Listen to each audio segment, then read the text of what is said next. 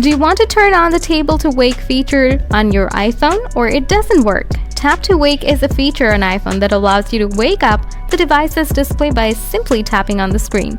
Now, if you want to enable tap to wake on, or if this feature won't work on your iPhone, follow these steps.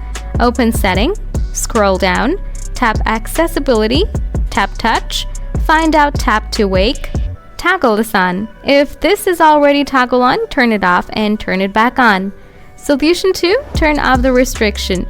Open Settings, tap Screen Time, scroll down, tap Content and Privacy Restriction.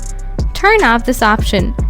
After that, restart your iPhone. After this, your tap to feature will start to work on your iPhone. Now, if you still have any questions about this topic, please ask me in the comment section. Thanks for watching.